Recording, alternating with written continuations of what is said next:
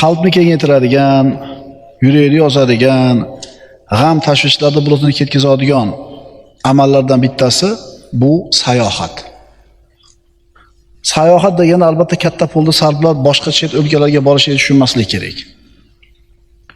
Tog'larga chiqib ketish, o'rmonlarga rihla qilish, sahrolarni kezish, qirlarga sayr qilish, tabiatni qo'yniga chiqish, tog' toshlarga nazarga solish, daryolarga bir tikilib o'tirishlik.